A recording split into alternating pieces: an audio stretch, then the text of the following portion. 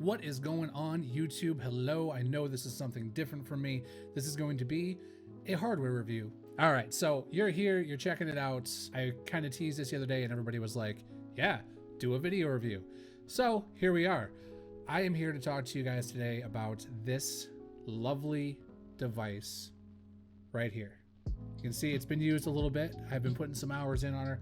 This is the Dierya DK63 wired and Bluetooth keyboard.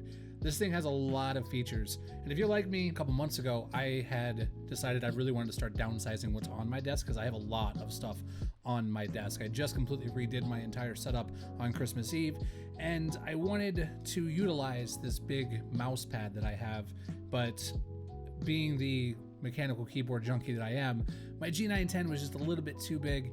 And as you can see here, my cat loves invading my space. It's his space, I'm just here using it. So in order to give him more room and me more room when he's not up here, I was looking for a better solution. And I've been seeing everybody raving about 60% keyboards.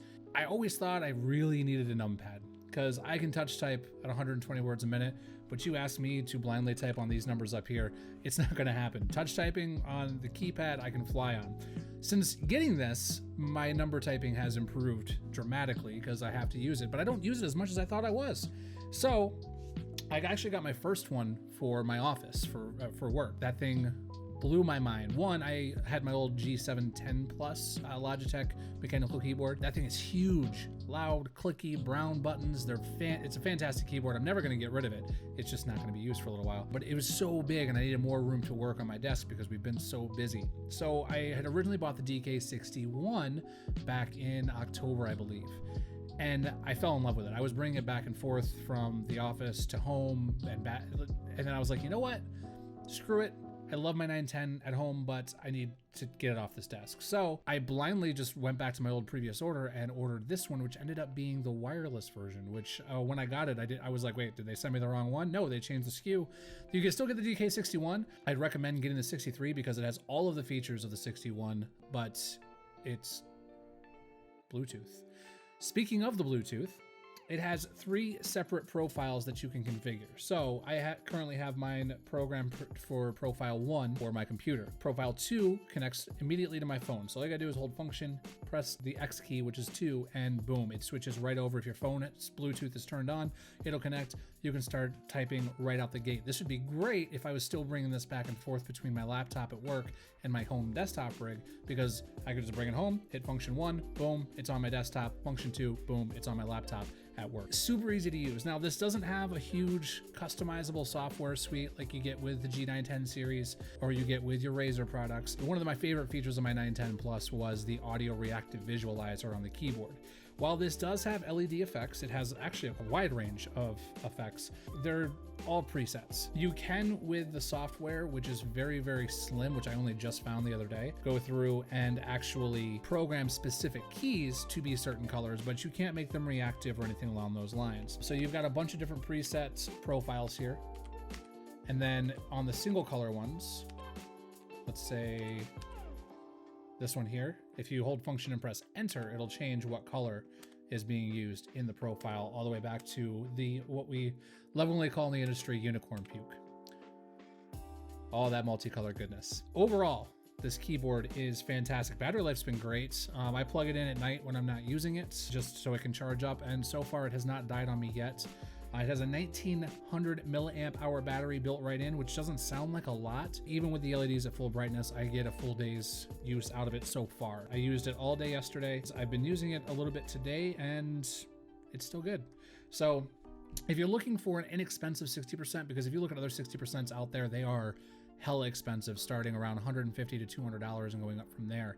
And if you find more cheaper alternatives, like I thought this was going to be, they're usually a little bit lower quality. This meets all of my nitpicky standards as far as click. The sound on this is fantastic.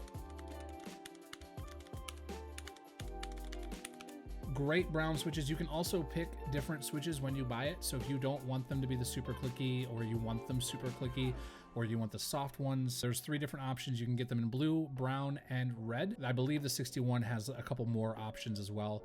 Then if you go to the website, you can get all the drivers, you can customize it, but this thing works right out of the box. You don't need any drivers. Everything is built right into the hardware.